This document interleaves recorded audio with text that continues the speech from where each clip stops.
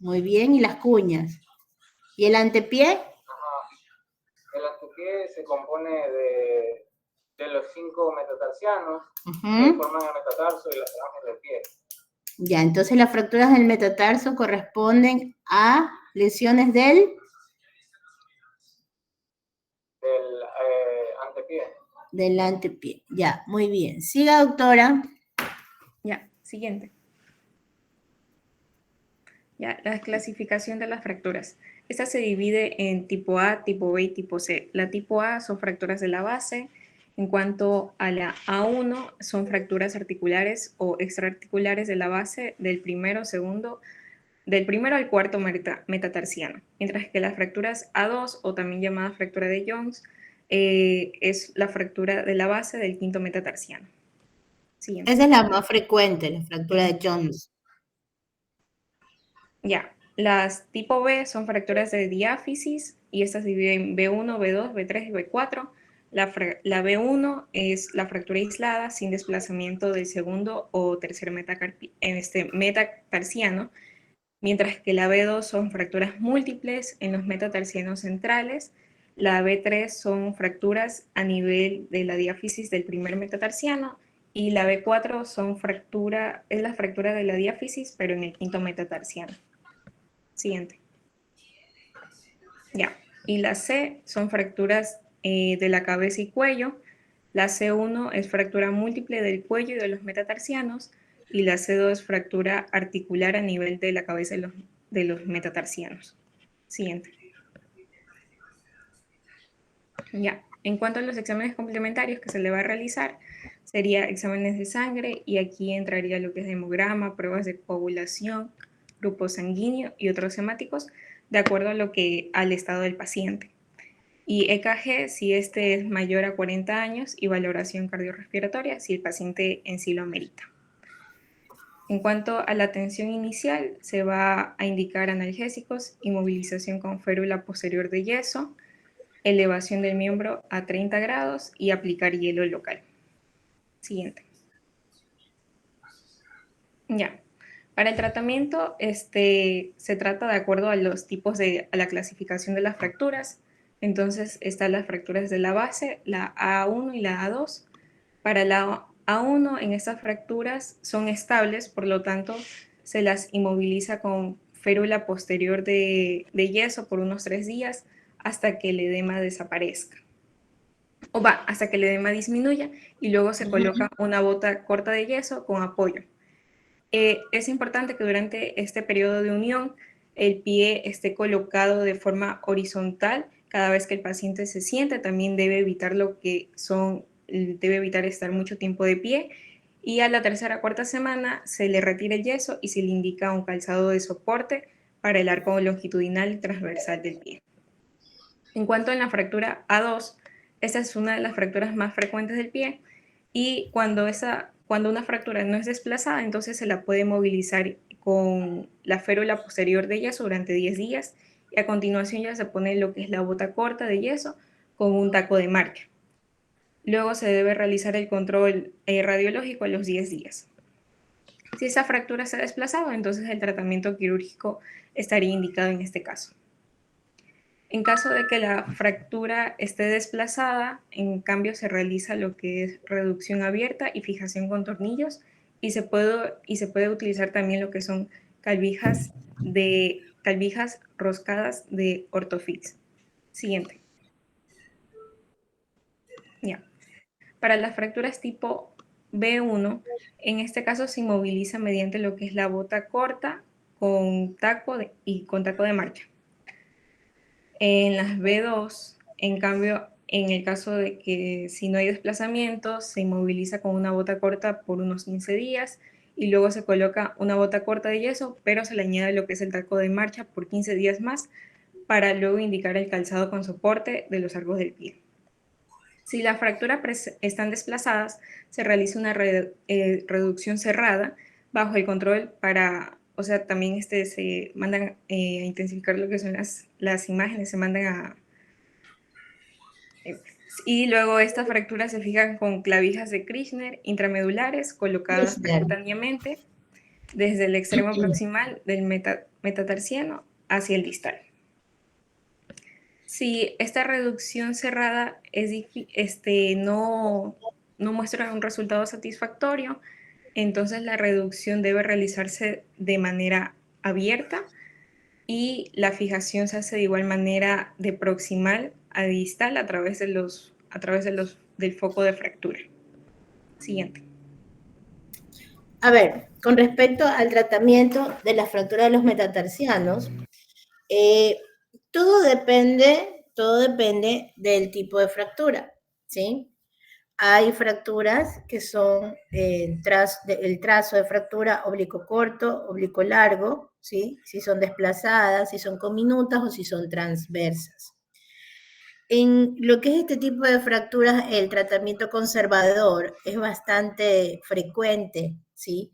Por el tipo de fractura que tienen, que generalmente son trazos oblicuos, ¿sí? En lo que corresponde a la fractura de Jones, que es la más frecuente de la base del quinto, que se desplaza, se sugiere o generalmente se usa tornillos interfragmentarios para hacer la reducción. Con respecto a las fracturas de la diáfisis de los metatarsianos, si son trazos oblicuos largos, pueden consolidar con un tratamiento conservador o con una bota corta de yeso, ¿sí? En el caso de que sean fracturas de tipo transverso o con minuta, se sugiere o se indica que el tratamiento debe de ser quirúrgico con materiales de osteosíntesis como son las placas de mini fragmento, ¿sí? Las placas de mini fragmento son más usadas en lo que es la diáfisis o cuando son fracturas con conminución o con minuta, ¿sí? Los clavos de Kirchner o las clavijas roscadas se usan cuando las fracturas no tienen tanto desplazamiento y se los pueden hacer bajo una reducción cerrada, es decir, no hay apertura de la piel, o también se las puede realizar abiertas. En el caso de fracturas expuestas, se puede hacer de una manera retrógrada o anterógrada. ¿Qué quiere decir eso? Que yo lo que es el pie, en el dorso del pie, si yo tengo una herida y yo puedo explorar la herida, porque a veces hay en lo que es fracturas expuestas o lesiones por arma de fuego, exploro la zona, las partes blandas, y hay una lesión tendinosa o lesiones de partes blandas, tengo la oportunidad de entrar por esa herida, obviamente después de haber hecho una buena limpieza quirúrgica, y hacer una reducción con las clavijas, ¿sí? De manera anterógrada o retrógrada. ¿Qué quiere decir retrógrada?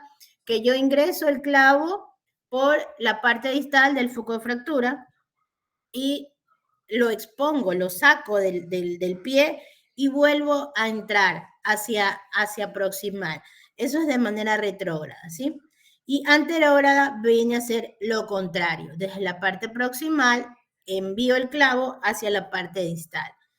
Me fijo que hay una buena reducción por el identificador de imágenes y puedo ya cerrar el foco de fractura y cerrar lo que es las partes blandas. Es decir, los tratamientos quirúrgicos de los meta pueden hacerse de manera conservadora o quirúrgicas usando osteosíntesis de mini fragmentos y o clavijas de Kirchner o tipo roscadas también, ¿sí?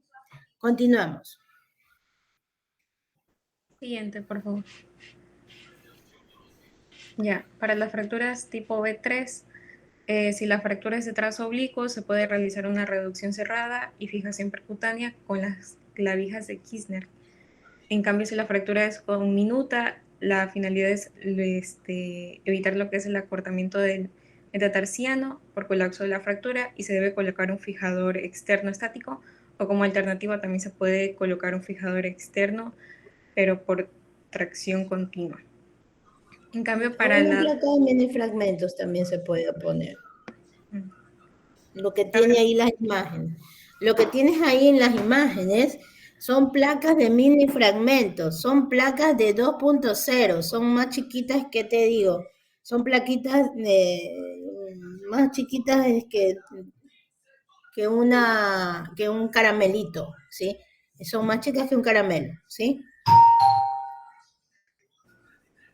Ya. Sigamos.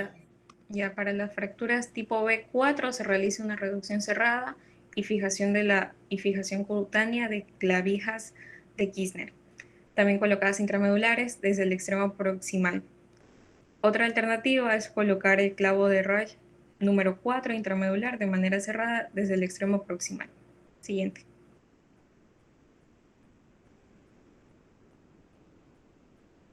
Siguiente. Ya.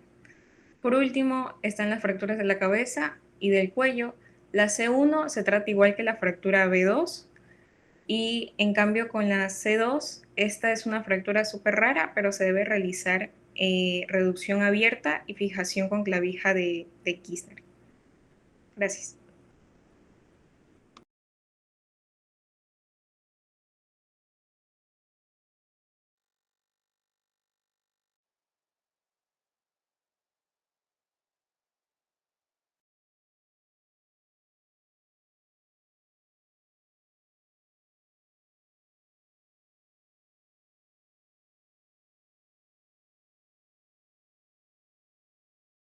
Ahí terminó su exposición. Termina mi exposición. ¿Perdón? Sí, ahí termina mi expo. Ya.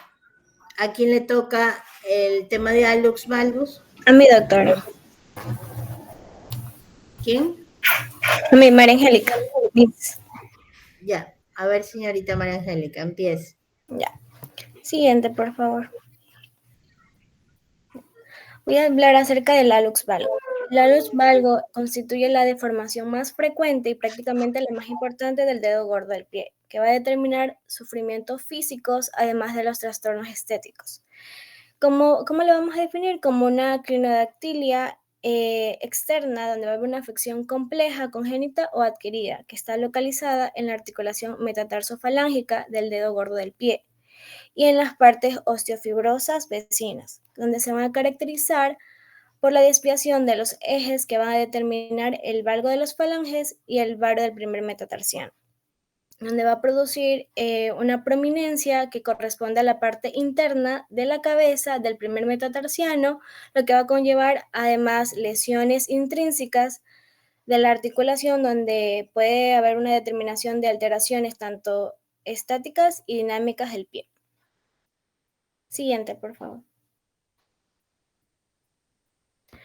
Los tipos de hallux valgus, tenemos el hallux valgus congénitos, que son anomalías congénitas de la articulación metatarsofalángica. Un ratito, ¿cuál es la etiopatogenia del hallux valgus? ¿Cuál es la etiología? ¿Por qué se produce?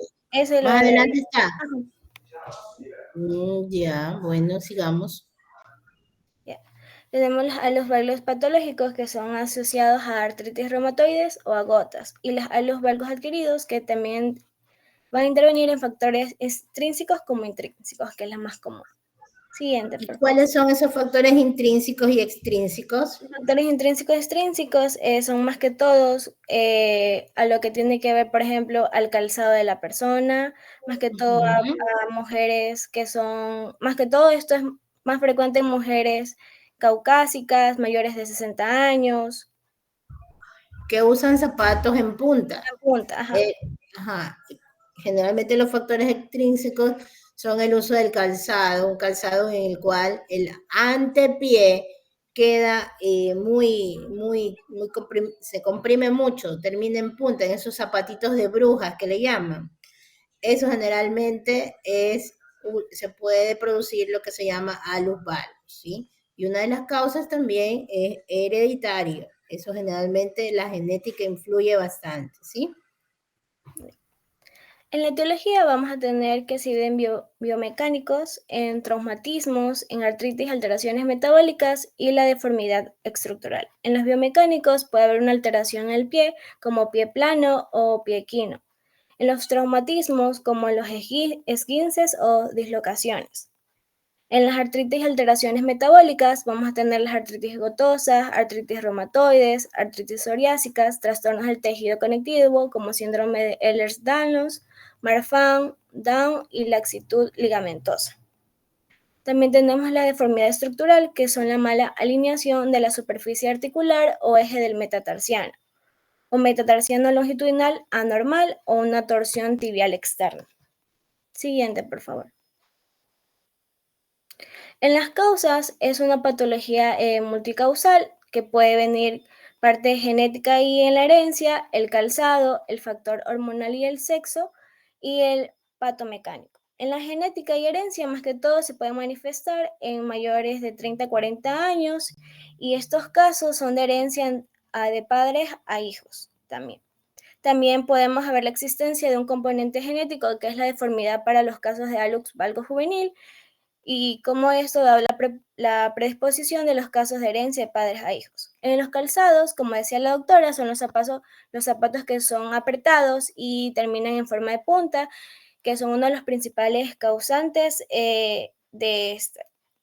También tenemos el factor hormonal y el sexo, más que todo esto es predisponente en mujeres mayores de 60 años y también lo que se da la hiperlaxitud ligamentosa, que es más propia en las mujeres, donde va a favorecer ante la presencia de fuerzas deformantes y esto es más que todo lo que más prevalece. Tenemos la parte patomecánico, que es la alteración de biomecánica de distintas estructuras musculares, óseas y ligamentosas del pie y del tobillo, donde pueden haber aparición de los juanetes, como se le dice también. Así también ocurre cuando hay una pronación en articulaciones subastragalinas o una falta de competencia mecánica en articulaciones astrágalo-escafoidea. Siguiente. Aquí lo podemos dividir en 3 etapas. Tenemos la primera etapa, la segunda etapa y la tercera etapa. En la primera etapa va a haber una alteración solamente entre los huesos y los músculos de la zona. En la misma se va a reconocer una subluxación en la cabeza del primer metatarsiano, formando una pequeña protuberancia bajo la piel. Al mismo tiempo, las falanges han rotado hacia adentro, es decir, que la cara plantar se va a hacer ligeramente externa. En la segunda etapa, nosotros vamos a tener aquí que la cara plantar se hace ligeramente se encuentra ya con el pie. En el ámbito de la cabeza del primer metatarsiano, un tejido escleroso, calloso y generalmente va a estar acompañado por una bolsa serosa que puede inflamarse o infectarse o ulcerarse en forma secundaria. Esta prominencia ósea, como con la bursitis que la acompaña, va a constituir la deformidad característica que es el hallux valgus. En la tercera etapa tenemos que las lesiones secundarias ya van a ser, ya son definitivas en sí y va a haber una deformación irreductible. Entonces la articulación metatarsofalángica va a presentar lesiones atrócicas y van a estar caracterizadas y el primer metatarsiano tiene una exotosis importante. Siguiente, por favor. Aquí, como podemos ver, tenemos la clasificación de Manchester. La clasificación de Manchester tenemos grado 0, tenemos grado 1, 2 y 3, que más que todo es el B, la C y la D, que es el leve, moderado y severo. Ya. En el leve, la leve más que todo, nosotros vamos a ver en la B, que es el ángulo intermetatarsiano, va a ser menor a 15 grados, un ángulo metatarsofalángico menor a 30 grados, donde la articulación metatarsofalángico va a estar congruente y va a haber una subluxación en los sesamoides mínimos. O sea, no se va a ver mucho. Repita, por favor, lo que acaba de decir. Es muy importante que sepan eso porque radiológicamente es donde se va a medir estos ángulos, en lo cual me va a permitir saber ante qué grado de hallux valgus estoy, si es un leve, ¿a qué se clasifican? En leve, moderado y severo. Repita, por favor, doctora, los ángulos Ya. y de dónde a dónde van. Ya. El leve va a ser un ángulo metatarsiano menor a 15 grados, el ángulo metatarsofalángico va a ser menor a 30 grados, la articulación metatarsofalángico va a ser congruente y tenemos también aquí una subluxación del sesamoide que va a ser mínima. Tenemos el segundo, o que va a ser moderado, tenemos aquí el ángulo intermetatarsiano entre el 15 a 18 grados, tenemos un ángulo metatarsofalángico entre 20 a 40 grados, y vamos a tener una subluxación del metatarsofalángica, y el sesamoide va a estar en el lateral, donde va a haber una va a estar luxado entre el 70 y el 100%. Y en la parte, el tercero, o el más severo aquí, el ángulo metatarsiano va a estar mayor al 18 a 20 grados, el ángulo metatarsofalángico va a estar mayor a 40 grados, va a haber un alux pronado y también va a haber una articulación metatarsofalángico incongruente, donde va a haber también una luxación del sesamoide lateral del 100% aquí. Muy bien. Por favor, eso que les quede bien, está muy bien como explicó la doctora. Así es la clasificación de los alus valgus leve, moderado y severo, y ya nos va a decir, calculo, que cuáles son los quirúrgicos. Me imagino, ¿verdad? Ya. La siguiente, por favor. Aquí tenemos los signos y los síntomas. Más que todo, el primero vamos a ver el dolor de tipo pungitivo, que va a ser crónico en la eminencia medial del primer dedo, que va a aumentar el uso del calzado estrecho, más que todo, donde va a incrementar con la marcha y la bipedestación prolongada. También tenemos la deformidad progresiva con la desviación del primer dedo hacia la línea media del pie. Tenemos el aumento del volumen o bunión, que también se le llama al alux valgo, a nivel también de la articulación metatarsofalángica del primer dedo del pie. También tenemos la inflamación de las bursas de la articulación metatarsofalángica del primer dedo. Siguiente, por favor.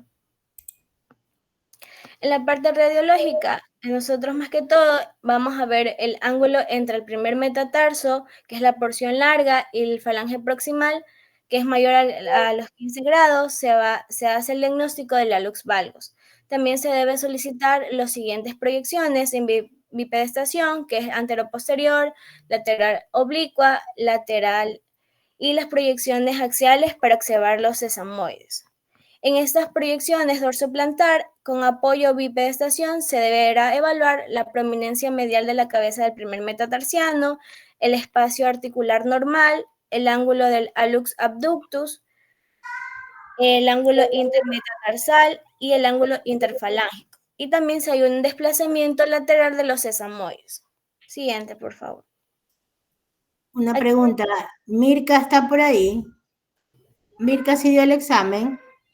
¿La lección? Mirka.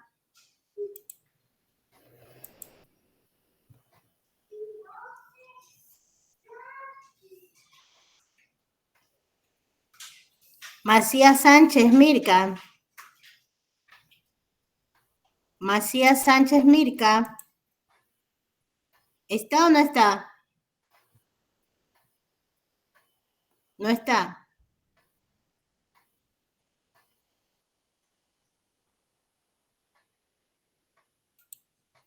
No está. ¿Está Zambrano? ¿Zambrano? Sí, doctora. ¿Yerobi? Sí, aquí estoy. ¿Vinces? Aquí estoy, doctor. ¿Villasís? Sí, doctora. ¿Vargas? Presente, doctora. ¿Tiene Lema? Presente, doctora. ¿Rovira?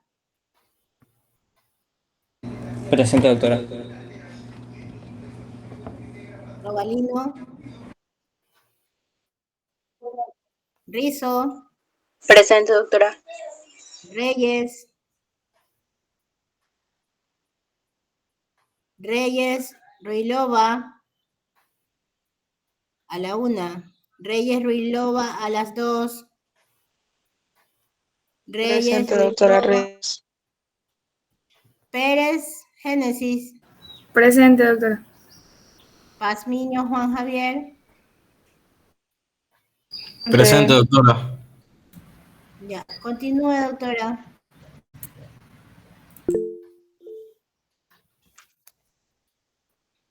Continúe con la exposición. Ya, doctora. Aquí, como podemos ver, tenemos lo que habían antes hablado, los ángulos radiológicos del primer rayo del hallux valgus. Podemos ver el ángulo interfalángico, el ángulo de hallux valgus, la angulación articular metatarsiana distal y el ángulo intermetatarsiano. Y aquí también tenemos la subluxación del sesamoide entre el 50% al 75%. Siguiente, por favor. Comenzando, tenemos el tratamiento farmacológico. Más que todo, esto se usa para aliviar el dolor y la inflamación que causa el hallux valgus. Aquí, más que todo, vamos a administrar lo que es los antiinflamatorios no esteroides, los AINES, y también lo que son los analgésicos. También se recomienda conocer adecuadamente sus dosis, el tiempo de uso, la interacción y los efectos adversos que pueden causar esto. Aquí, como por ejemplo, tenemos el ibuprofeno, el diclofenaco y el ketorolaco. También se dice que se puede administrar intraarticular de inflamatorio, esteroides de depósitos de articulación en el metatarsofalángico del primer dedo, que es de utilidad para el control del proceso inflamatorio y donde va a reducir el dolor en etapas iniciales del padecimiento. También se va a recomendar aplicar antiinflamatorios esteroides de depósito con lidocaína como analgésicos intraarticular para controlar también el proceso inflamatorio y disminuir el dolor de esto en las etapas iniciales de este padecimiento, con esto para lograr una mejor marcha. También tenemos que cuando se mejora la marcha aquí, va a haber una disminución del dolor y es necesario que se inicie una terapia de rehabilitación. Siguiente, por favor. Nosotros podemos también dividir esto en profiláctico y curativo. En la parte profiláctica, nosotros le vamos más que todo a los pacientes que usen plantillas con realce, calzado adecuado, separadores entre el primero y segundo dedo, también calzados anchos para las deformidades leves, una reducción de peso, también hielo local durante más de 20 minutos por 3 veces al día, y usar ortesis o férulas diurnas o nocturnas. En el curativo, más que todo, se usa el tratamiento quirúrgico. ¿Cuándo vamos a usar el tratamiento quirúrgico? Cuando el tratamiento conservador no se puede realizar y también cuando el tratamiento conservador no ha dado un resultado que se esperaba. El objetivo también del tratamiento quirúrgico son aliviar los síntomas, restaurar la función, corregir la deformidad, y también para que el médico tratante debe tener en cuenta una buena historia clínica, la exploración y los hallazgos radiográficos antes de comenzar un procedimiento quirúrgico. Más que Una todo, consulta. ¿A qué edad se considera que se puede operar el hallux valgus? ¿Cuál es el indicativo? ¿Cuál es la edad de que un paciente yo considero que debe operarse cuando tiene un hallux valgus severo?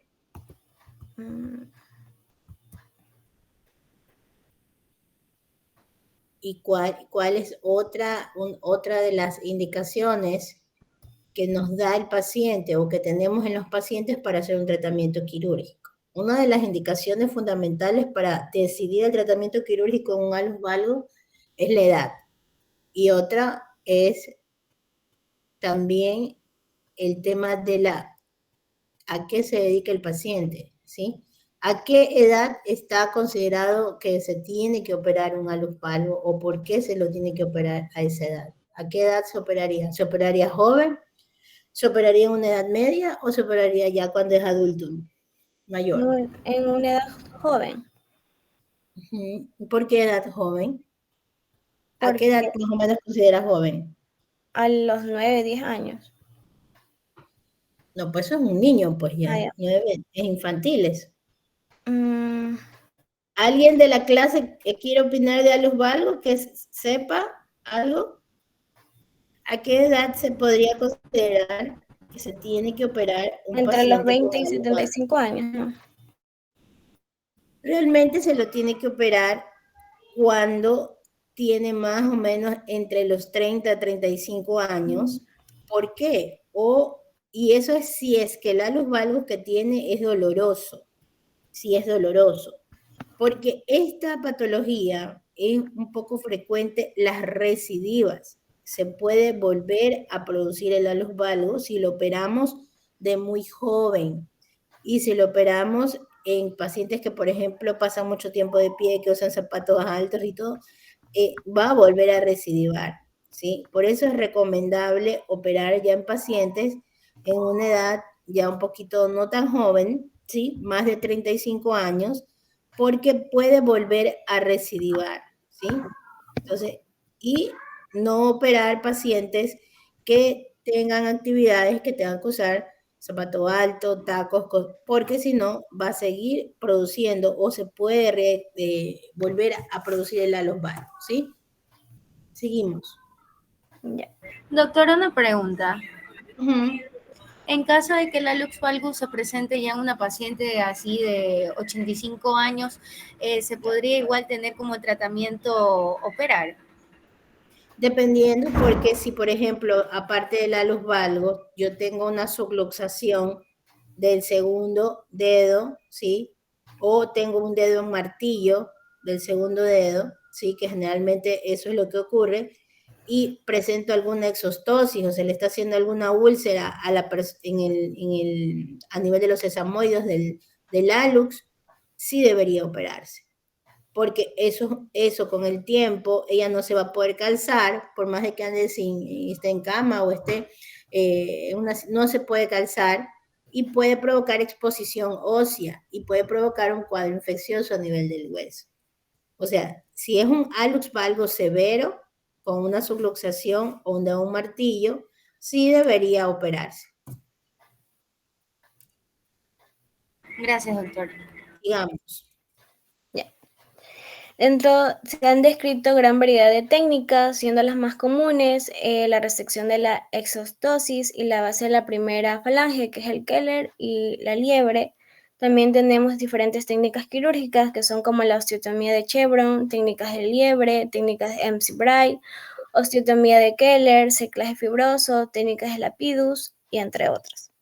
Las más comunes es la osteotomía de Chevron, sí, esa es la más, y la osteotomía de Aikin, que no veo que esté ahí puesta. Seguimos. Sí. La osteotomía, antes de eso, como decía la doctora, la osteotomía de Chevron está indicada cuando el ángulo del hallux es menor de 30 grados y el ángulo intermetatarsal creo que es menor de los 13 grados y hay una subluxación de la articulación metatarsofalángica. Siguiente, ya. Para prevalecer el tratamiento quirúrgico, en algunas ocasiones ese procedimiento quirúrgico final se debe determinar durante la cirugía, y aquí tenemos que a qué se quiere llegar es a establecer la congruencia de la articulación metatarsofalángica, a reducir el ángulo intermetatarsiano, acomodar los sesamoides debajo de la cabeza del metatarsiano, restaurar la capacidad de la primera falange para soportar peso, alinear el hallux a una posición recta y también corregir o controlar los factores etiológicos. Las contraindicaciones en el tratamiento quirúrgico es la infección activa del pie o una insuficiencia vascular del pie. Siguiente. Ahí había puesto un video de cómo hacían una técnica. ¿Qué técnica es esa? La de Keller busqué. Pero no sale. No, ahí sale.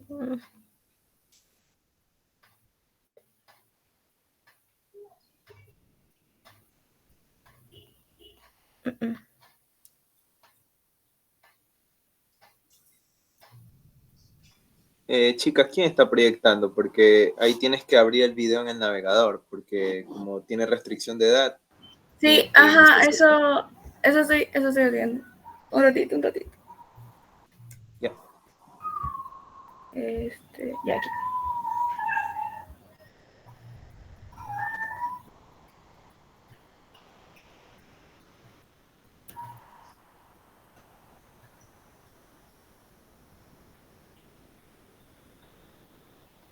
Ahí se ve la exostosis. Esa bola que ustedes ven ahí se llama exostosis. es la subluxación de la cabeza del meta. Ahí están dentro de lo que es la articulación, están tipo desperiostizando el hueso para poder hacer la osteotomía. ¿Qué era osteotomía, señorita Calunga? Calunga. Calunga.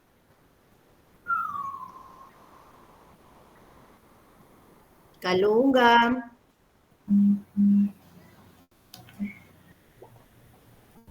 Se fue a comprar. Sí, doctora. A ver, ¿qué es osteotomía? Ahí están haciendo el corte con una sierra, se corta el hueso, ¿sí? Se hace una osteotomía. La osteotomía consiste en realizar una incisión en el hueso. Ya, aquí te hicieron por medio de una sierra. Se hace la subluxación y ahí se hace el cierre, ahí están haciendo el cierre de la cápsula articular, porque si no cierran la cápsula se les va a luxar el hueso otra vez, ¿sí? Entonces ahí están haciendo el cierre de la cápsula articular para que la cabeza del meta quede dentro de la articulación y no se luxe. Estas cirugías sangran mucho, entonces se usa lo que se llama un manguito hemostático o hemaclear, que es un método de exsanguinación en la pierna, porque si no, esto sangra y no te deja ver nada. Ahí también lo que se hace es una transferencia tendinosa o una tenotomía, ¿sí? De los extensores del hallux para que no se retraigan los dedos, ¿sí? Entonces, eso es importante también. Ahí se cierra, pero uy, ese cierre está terrible. ¿Qué punto es ese? A ver, Cerezo, ¿qué punto es ese que hicieron?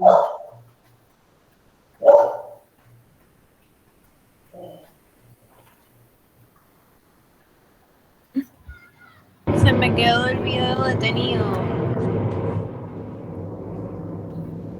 Cuando... No se ve. Doctora. No, creo que es mi internet. Punto simple.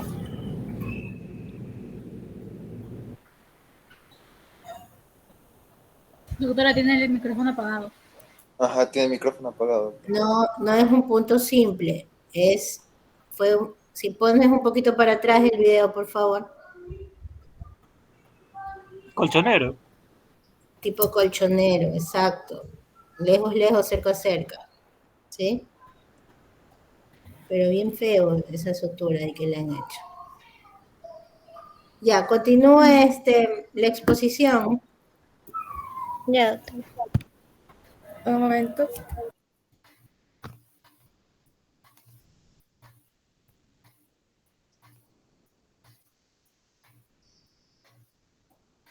Sí. En la rehabilitación se debe iniciar con movimientos pasivos continuos posteriores a los procedimientos que requiere la osteotomía. El objetivo es mejorar el arco de movilidad de la articulación metatarsofalangica del primer dedo. También la movilización debe ser cuidadosa y suave. Antes de iniciar la movilización se debe aplicar calor local o una sesión de ultrasonidos 20 minutos antes.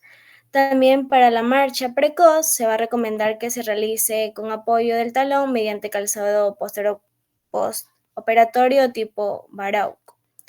También después del evento quirúrgico se va a recomendar la elevación de los pies y el uso de vendas elásticas de crepé para poder mejorar el drenaje circulatorio suprayacente con la finalidad de reducir el edema. También el ejercicio de fortalecimiento para el flexor propio del primer dedo del pie. En esto se va a realizar una contracción concéntrica de tipo isométrico al inicio, después deberán ser isotónicos. Se recomienda una reeducación de la marcha una vez que se ha logrado el apoyo plantigrado. Se inicia con exageración de las subfases correspondientes a las fases de apoyo mono y bipodálico. También al inicio se apoyará en barras paralelas y frente al espejo, posteriormente en pisos irregulares con la marcha de subir y bajar escaleras. Gracias.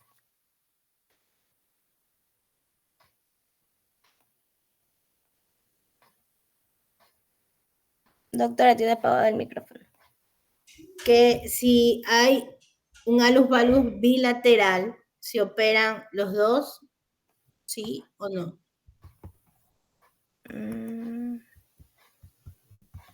Yo creo que sí. ¿Los dos al mismo tiempo? No. ¿Por qué? Doctora, creo que dependería según la gravedad de la lesión. Sí, bueno, sí, podría ser, pero no es recomendable operar al mismo tiempo los dos alux, porque la recuperación es un poco dolorosa. Entonces, si no usas el calzado adecuado, que es un calzado ortopédico, no vas a poder caminar y la paciente la vas a tener en cama, en una silla, ¿sí? Siempre es recomendable primero operar uno y posterior operar el segundo pie, porque con frecuencia siempre hay un alus valgus bilateral, ¿sí? Entonces, doctora, dígame. Doctora, también no se operaría el alux valgus que tendría como mayor riesgo de ulcerarse. Y después... Siempre se opera el alux que es más severo. Se inicia por el severo, ¿sí? Por ese se inicia. Porque realmente si el otro no tiene los ángulos muy aumentados, puede tolerar la marcha y no le va a molestar. Pero si hay un alux valgus severo, con una subluxación, con un dedo martillo, entonces eso ya va a complicar la marcha.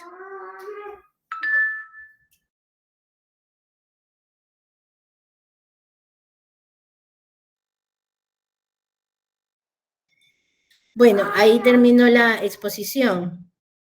Sí, doctora.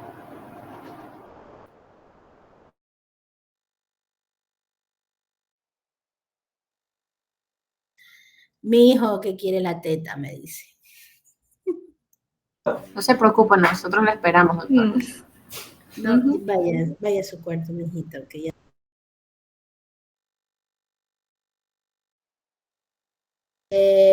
Bueno, ya vamos a terminar la clase para que se vayan a descansar. El próxima semana entonces ya estamos con los exámenes, estudien bastante, es todo lo que hemos visto durante este ciclo, y también el tema va a ir el glosario, ¿sí? Doctora, ¿mañana va a haber práctica o no? Espérenme un ratito.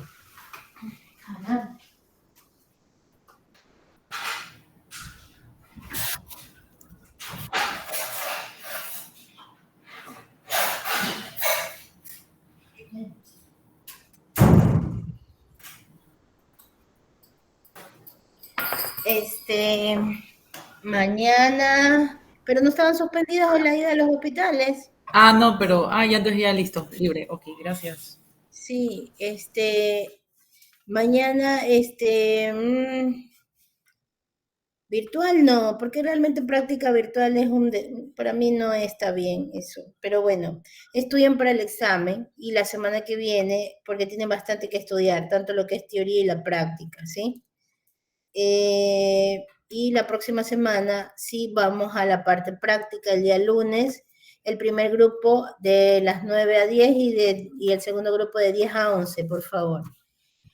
El día miércoles la práctica sí mismo dividimos en dos grupos, ¿sí? De 11 a 12 y de 12 a 1. Doctora, en la práctica el examen solo sería la férula. ¿O qué más? No sé, ya voy. En práctica es examen total. Eso es no solo férula, y voy a ver si les tomo férula. Ahí ya veo. Tiene que saber todo, tanto en lo que es teoría y práctica, radiografías, fracturas expuestas, diagnósticos, tratamientos, caso clínico, inmovilizaciones, todo. Ok. ¿Sí? En lo que es práctica. ¿sí? Nada más. Bueno, chicos, estudien. Nos vemos la próxima semana ya para los exámenes, ¿sí? Sí, doctora. Gracias, doctora. Chao. Gracias, doctora. Gracias, doctora.